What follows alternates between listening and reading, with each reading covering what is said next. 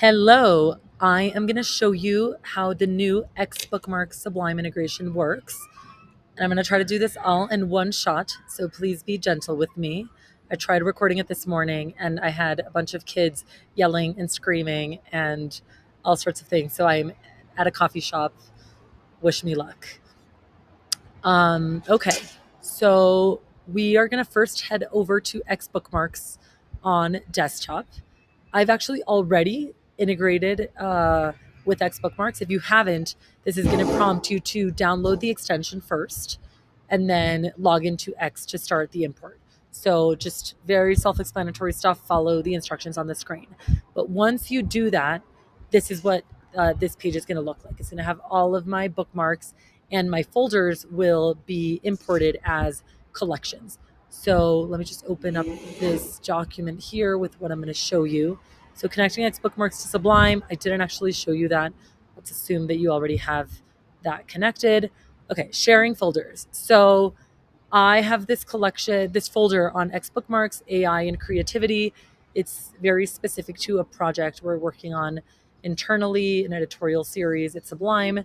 So I'm going to invite Gabriel to this collection. So now immediately, Gabe has access to this bookmarks folder. And as I keep adding stuff on Twitter, or because it's now a collection on Sublime, I can add anything from anywhere to this collection, and Gabe has access.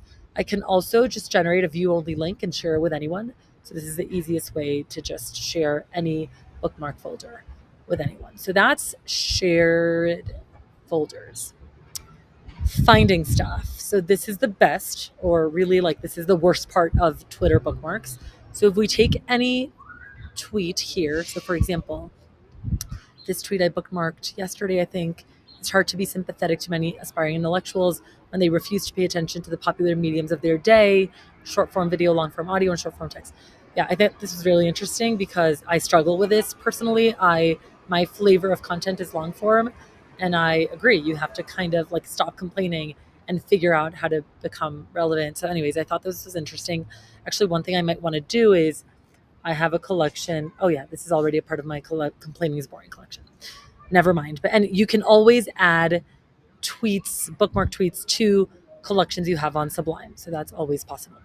Anyways, let's assume that a month or two from now, I forget the exact words of this, but I want to find this tweet again. I might want to say something like, thinkers refuse to adopt, the popular mediums or something like that in my own words, and see it immediately appears here. Now, I just want to run this test just to see. So if I were to go here and search bookmarks, no results. So our search is really, really good, and it works for images too, or like even videos. Like we're indexing the fact that there's like a whale in this video and all of this text here, and you could just search it semantically. So just know that the search here is really, really good. It's sort of like insurance for your mind. So that is finding stuff. Okay, adding to collections is really what I just showed you, which is for any of these things, you can always decide, that you want to, like right now, this is part of AI and creativity, but I have a collection that is just on creativity, and I'm just going to add it to that collection. So that is how you do that. Discovering related ideas. So this is my favorite. So let's just kind of scroll and pick a card at random. Well, let's do an image just so you see that it actually understands the context of the image. So if Steve Jobs was alive today, he'd never Steve Jobs when he was alive. Okay, so let's see if like Sublime kind of understands this context. Oh my gosh, yes. So, this is actually one of my favorite images. So I reference this image all the time. If Apple was a democracy, if they would do everything people ask them to do, this is what it would look like. So clearly, with the related ideas, Sublime indexed this tweet and understood that it was about Steve Jobs and design. And it's not necessarily something that would agree with this, because in some ways it's saying Steve Jobs didn't care so much about this design, And this is actually saying the opposite, but the point is that it's going to show you kind of like adjacent things, and sometimes it's going to make creative leaps, sometimes it's going to be things that are a little bit more obvious. I think this was Steve Jobs 2x2.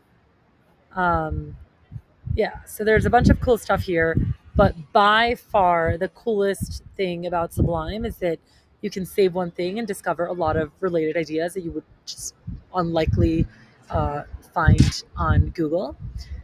And this related ideas thing can happen in a bunch of surfaces, which I'm going to show you. But the next thing here is planning essays and projects in Canvas.